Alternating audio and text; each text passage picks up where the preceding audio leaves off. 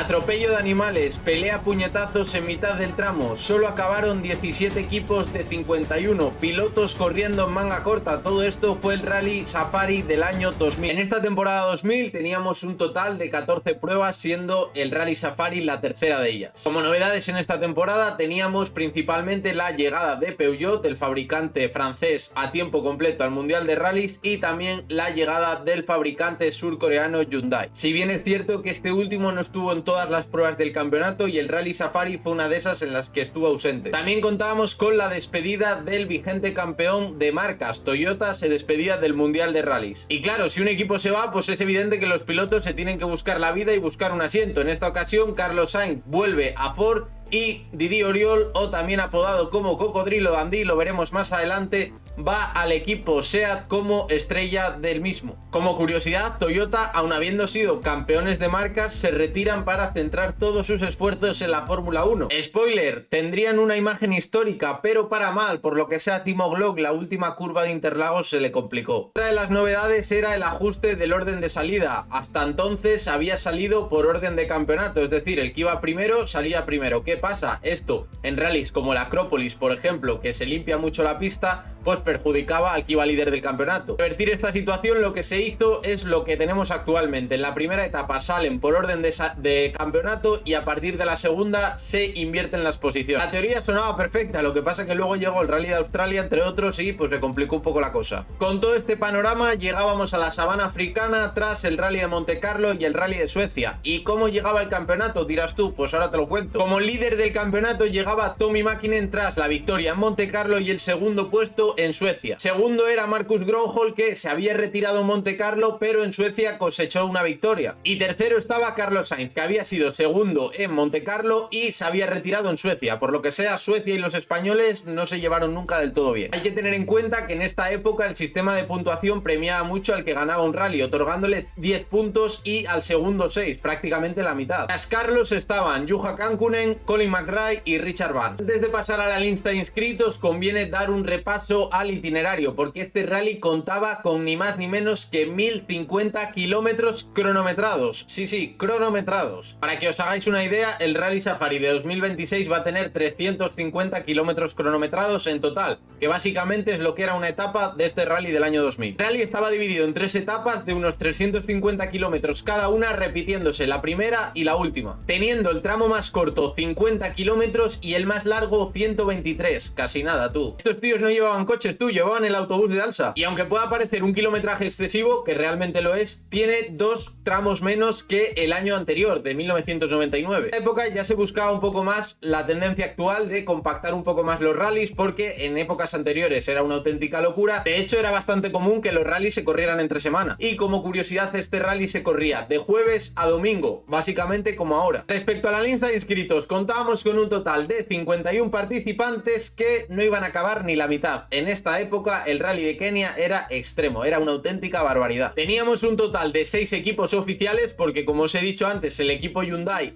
corrió en el campeonato, pero no corrió todas las pruebas, y Kenia fue una de ellas. La lista de inscritos la encabezaba el equipo Mitsubishi, con el vigente campeón Tommi Mäkinen a bordo del Lancer Evo 6. Como compañero de equipo teníamos al belga Freddy Loax con el Mitsubishi Carisma GT Evo 6, que tengo que decir que no sé cuál es la diferencia, creo que es un poco la longitud del coche, ¿no? Del Evo al Carisma, no tengo ni idea, la verdad. Si me lo podéis dejar en los comentarios os lo agradecería. Como tercer y cuarto coche teníamos al equipo Subaru con Richard Vance a la cabeza y Juha Kankkunen, con sus respectivos copilotos Robert Reid y Juha Repo. El equipo Ford tenía una alineación de ensueño, debe ser de una de las mejores alineaciones de la historia del Mundial de Rallys, que esto algún día haremos un vídeo. Teníamos a Colin McRae con Nicky Gris y a Carlos Sainz con Luis Moya, casi nada para el cuerpo, tú. Por parte de SEAT teníamos a Didi Oriol, la estrella del equipo, con Denis Girodet, y a Tony Gardnermeister, la estrella de mi corazón, con Pavo Lukander, que esto da para mucho porque acaba un poco regular. El equipo Peugeot, una de las marcas potentes de este campeonato, contaba con Gilles Panici y su hermano Hervé Panici, y Marcus Grönholm y su cuñado Timo Rautianen, que si no lo sabéis, sí, es su cuñado, está casado con su hermana. Luis Moya comentaba que Marcus Grönholm le había dicho que el equipo Peugeot había hecho test en Senegal. ¿Por qué? Vete tú a saber. El bueno de Marcus no era muy optimista con acabar el rally. Y última pareja que puntuaba para el Mundial de Marcas, teníamos al equipo Skoda oficial con Armin Schwarz y Manfred Jemmer, y a Luis Climent con Alex Romaní. Más adelante vas a ver una curiosidad del equipo Skoda que vas a alucinar. Ya fuera de la lista de pilotos que puntuaban para el Mundial de Marcas, teníamos a un jovencísimo Peter Solberg con Phil Mills, con un Ford World Rally Car, a Toshiro Arai, que la verdad hizo un papel bastante bueno, y a Frederick Dorr con un Subaru cada uno. Estos dos últimos puntuando para la Teams Cup. Ya en el apartado Grupo N teníamos un batiburrillo de 150 keniatas, pero lo que me interesa es que os quedéis con el nombre de Roberto Sánchez y Jorge del Bueno, que este igual lo recordaréis por haber sido, entre otros, copiloto de Gustavo Trelles, el piloto uruguayo, que participaban con un Subaru Impresa. Pero de verdad, quedaos con este nombre de Roberto Sánchez porque va a dar mucho juego más adelante. Como último apunte respecto a la lista de inscritos, hay que tener en cuenta que no todos los pilotos llevaban las mismas ruedas. Los equipos Subaru y SEAT llevaban Pirelli, los demás Michelin. Esa época no era como ahora, que había un proveedor único para todos. Con este panorama encarábamos una de las pruebas más difíciles del mundial, un rally con muchísimas trampas, te puedes encontrar animales.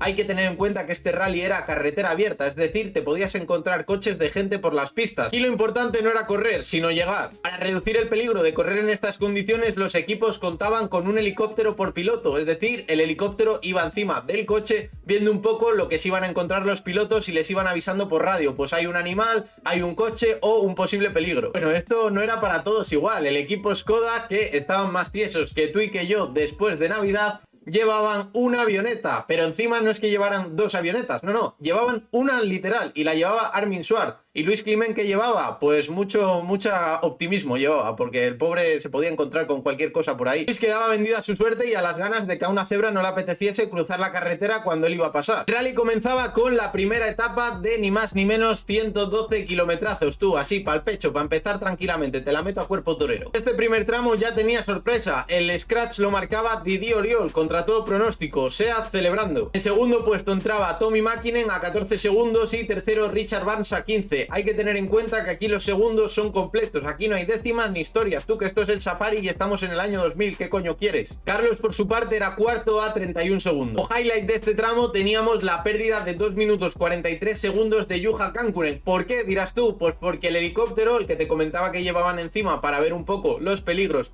en la carretera, había asustado a unas vacas que se echaron a la carretera y el piloto finés no las pudo evitar, atropellando a una de ellas. Juha comentó que intentó echarse a la izquierda, pero la verdad que en este rally se alcanzan velocidades bastante altas y le fue imposible. Aunque había saltado la sorpresa en este primer tramo, nada más lejos de la realidad, esto iba a ser un espejismo. En el segundo ya se iba a ir marcando un poco la tendencia de lo que sería este rally Safari. Los Subarus encabezaban este segundo tramo con Richard Barnes a la cabeza, segundo Juha Kankkunen, separados por 58 segundos. El Subaru iba como un cohete. Tercer lugar entraba Colin McRae, pero ya una distancia de 3.26 del scratch. O sea, fijaos las diferencias, son una locura. Pero hay que tener en cuenta que en esta época tú podías ir en la última etapa a 5 minutos y acabar ganando el rally. Era una auténtica locura. Era más un Dakar que un rally en sí. Aunque solo fuera el segundo tramo, aquí ya empezaban los problemas. Mäkinen entraba al 14, perdía 12 minutos. Sí, 12 minutazos. McRae, pese a haber hecho el tercero scratch, tenía que penalizar 20 segundos. Panichi penalizaba 3 minutos y 10 segundos. Luis Climent, también con problemas, penalizaba 20 segundos. Después de esta segunda etapa ya teníamos una auténtica locura en la general, un auténtico baile de posiciones. Richard Barnes outpaba la primera posición, Didier caía la segunda, tercero Kankkunen, cuarto Sainz, quinto Colin McRae. Con todo esto pasamos al tercer y cuarto tramo, que tenían novedad. ¿Por qué? Porque entre ellos no había asistencia. La norma general, la tendencia general de esta época era que después de cada tramo hubiera una asistencia. Venía el camión de tu equipo y ahí en una cuneta mismo te calzaban el coche en el gato y te le revisaba. ¿Qué pasa aquí? Pues que teníamos un tramo de 70 kilómetros y uno de 50 seguidos, en el que el equipo no podía intervenir. Así que bueno, ya podíamos intuir lo que podía pasar aquí. El tercer tramo, la tendencia seguía un poco parecida. Los Subaru encabezaba Richard Barnes primero, segundo Juha Kankkunen a 35 segundos. En esta ocasión el tercero no era Colin, que acababa cuarto, tercero era Didier Oriol. Carlos Sainz marcaba el noveno scratch, perdiendo 3 minutos 54 segundos. Tenía muchísimos problemas, no se llegaba a retirar, pero Luis Moya comentaba que habían tenido 3 pinchazos y tenían muchísimos problemas con la rótula de la suspensión, teniendo que penalizar por ello. Aquí ya íbamos a tener las primeras bajas, pero antes vamos con las penalizaciones. Gilles Panichi penalizaba 2 minutos, Marcus Gronholm penalizaba 30 segundos, Luis Climent 11 minutos y medio, una auténtica barbaridad. Y era en este tramo donde se quedaba el líder del campeonato del mundo y vigente campeón Tommi Mäkinen por rotura de suspensión. El piloto finés había sufrido múltiples pinchazos y no conseguía llegar a la asistencia. En este tercer tramo también teníamos la baja de una de las leyendas del automovilismo y más del mundial de rallies, Tony Gardemeister. Esto es bastante curioso porque si tú miras el motivo de la retirada vas a ver enfermedad del copiloto. ¿Qué pasó? ¿Le entró aquí la gripe a Paavo Lukather? Pues nada más lejos de la realidad. El motivo real de la retirada básicamente es que Paavo Lukather no estaba en condiciones físicas para disputar un rally tan duro. ¿Por qué? Pues porque había tenido problemas en el cuello. ¿Y esto de dónde deriva? Ay, amigo, parece que no conoces mucho al bueno de Tony. Haciendo test previos al rally, Tony Gardemeister volcó el coche, le metió un buen revolcón al Córdoba y a Paavo Lukather, que iba dentro, el pobre hombre. ¿Qué pasa aquí? Pues que el copiloto intentó recuperarse, más o menos estaba bien, pero al final es un rally muy exigente, muy duro físicamente y los médicos dijeron, amigo, no estás para competir. Así que bueno, enfermedad del copiloto vamos a cogerlo con pinzas, un poco relativa. Pero antes de retirarse dejó una de las imágenes del rally porque a mitad del tramo se le iba abriendo la puerta, al final acabó perdiendo la puerta y conduciendo en manga corta con la puerta sin puerta y a fuego por la sabana africana. Es que esto es una barbaridad. Finalizando la primera etapa, cuando parecía que ya todo iba a estar tranquilo, íbamos a acabar, ya para el día siguiente teníamos lío y de los gordos. Antes os dije que tuvierais muy en cuenta el nombre de Roberto Sánchez. ¿Por qué? Pues porque iba a tener lío con Panichi. El tema aquí es el siguiente: el piloto francés se encontraba detrás del piloto argentino. ¿Qué pasa? Panichi llevaba el helicóptero. Según él, el helicóptero había avisado al equipo argentino de que le llevaban detrás, que le dejaran pasar. Jorge del Bueno, el bicho, comentó que ellos no se enteraron de que llevaban a Panichi detrás, se pensaban que el helicóptero era de un periodista amigo suyo, por lo que en ningún momento se dieron cuenta de que tenían que apartarse para dejar pasar a Panichi. El piloto francés tuvo un pinchazo, reventó la rueda y al final tuvo que retirarse. Yo creo que Panichi fue para allá, le sacó una baguette y le dijo, chaval, que yo me he criado en las catacumbas de París, ¿tú qué te piensas? En vez de mediar palabra, al piloto francés no se le ocurrió otra idea que liarse a puñetazos. A ver dónde encuentras tú una disciplina en que en la mitad del evento te hagan un evento paralelo, en este caso una velada de boxeo. Total, que esto acabó con 50.000 chorizos que le metieron a Panichi de multa. Colin también tenía bastante problemas. Nicky Gris comentaba que habían tenido 4 pinchazos, lo que había derivado en problemas de suspensión. Después de una jornada bastante intensa y bastante movida, acabábamos la primera jornada del Rally Safari con Richard Vance a la cabeza. A 4.24 estaba Cancunen y cerrando el top 3 Didier Oriol a 7.37. Los Sainz, después de todos los problemas que habían tenido y las respectivas penalizaciones, caía a la 10ª posición. Las entrevistas post etapa de los rallies, la verdad que son una cosa que a veces te dejan imágenes que son de mear y no echar gota. En esta ocasión no iba a ser para menos, íbamos a tener a Juha Cancunen con su inseparable Pitu. La verdad que si habéis seguido un poco la trayectoria del piloto finés, pues bueno, esto es algo que se repite. Pero lo que es de otro mundo es ver a Didier Oriol con la skin de Cocodrilo Dundee. Cuenta la leyenda que después de esta entrevista le hicieron una oferta para ser Ranger en el Masai Mara. Fuera broma, tanto él como Denis Girodet estaban haciendo un rally espectacular, estando terceros en la clasificación general. Y esto tiene más valor si tienes en cuenta que SEAT había hecho muy pocos test para este Rally Safari Kenia. En la vida hay que ser positivo. Hakuna Matata. Hakuna Matata. Encarábamos la segunda etapa del rally más o menos pues un poco como finalizábamos la primera. Los Subaru al frente, Colin tercero, Sainz cuarto. Didier Oriol y Gronholm tenían bastantes problemas, siendo 9º y 10º respectivamente en el primer tramo. También es importante aquí destacar el rally que estaba haciendo el piloto japonés Toshiro Arai, aupándose a una 5ª posición scratch, aunque entre tú y yo este tío no es mejor que Taka, a mí no me jodas. También continuaban las penalizaciones, 30 segundos para Solver y 8 minutos para Freddy Loax. Tras un primer tramo de 123 kilometrazos, el segundo era algo más corto, 68 kilómetros, y aquí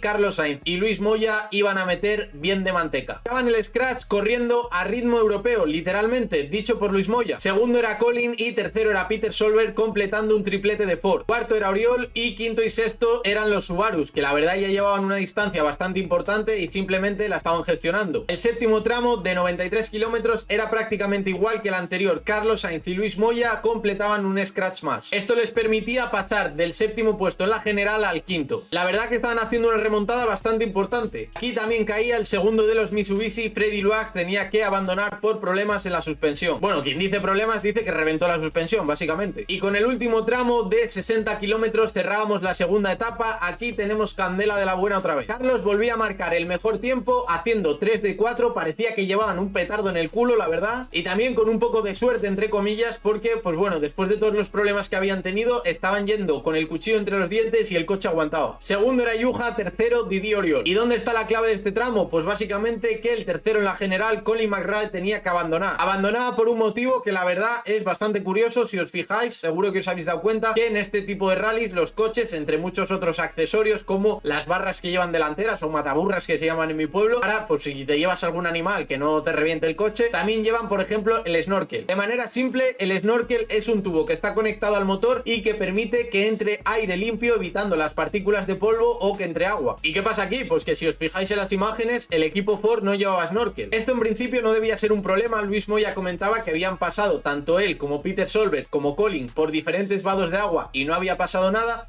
pero en esta ocasión pues sí pasó. En las imágenes se puede apreciar con claridad, entran al vado de agua, la verdad que entran de una manera normal, sin hacer ninguna cosa extraordinaria, pero el agua salpica por encima del capó, entra directamente al motor y el motor se para al instante. Tanto es así que Colin se tuvo que quedar parado a la salida del vado, literalmente no pudo ni mover el coche. Y obviamente por este motivo, aun yendo tercero, se vio obligado a retirarse. Una de las imágenes curiosas aquí es el bueno de Peter Solberg, ídolo y figura, que en vez de adelantarlo por un lado, pues se pone a empujar el coche. O sea, yo no entiendo nada. Aunque la verdad que esto ya se ha visto más veces, ¿eh? Algunos recordaréis a Ogier con Jan Solán. Por otro lado, el que iba segundo en el campeonato y uno de los favoritos a ganarlo, Marcus Grönholm, también se tenía que retirar por problemas de embrague. Se le quedaba atascada la cuarta marcha y no había tutía de cambiarlo. Así finalizábamos la segunda etapa del rally con Richard Vance a la cabeza, a 4.55 Juha Kankkunen y Didier Oriol, que recuperaba la tercera posición por el abandono de Colin. Carlos Sainz, después de la auténtica remontada que estaba haciendo, recuperaba 6 posiciones en esta segunda etapa, llegando a la cuarta posición. Los Skoda, que pese a aunque no hayamos hablado mucho de ellos, porque Luis Climent lo decía, que el objetivo de la marca era llegar, o sea, llega como quieras, revienta el coche, que es lo que pasaba, el coche se estaba deshaciendo a pedazos, pero intenta llegar al final, y así lo hicieron. Armin y Luis ocupaban el séptimo y octavo lugar respectivamente. Encarábamos la última etapa del rally, ojo aquí, porque ya solo quedaban los 17 equipos que iban a finalizar el rally. Recordamos, habían empezado 51, para que veáis un poco lo extremo y duro que era este rally. En el primer tramo de la tercera etapa, Carlos Sainz tenía muchísimos problemas, tramo de 112 kilómetros que tenía que hacer sin dirección asistida. Imagínate conducir un coche de esos durante 112 kilómetros por Kenia y sin dirección asistida. Carlos tuvo que acabar con los antebrazos más duros que un bocadillo de piedras. Y a 10 minutos 45 segundos y por tanto la cuarta posición de la general. Por cierto, en este noveno tramo el scratch lo marcaba de nuevo Didier Oriol y el SEAT Córdoba Go Rally Car, la verdad bastante bien. En el décimo tramo la cosa seguía un poco parecida, Carlos hacía tercero, pero las posiciones se mantenían. Cerrábamos el rally con los dos últimos tramos que, igual que el tercero y el cuarto, no tenían asistencia de por medio, pero a Carlos le dio igual, metió la directa, 2 scratch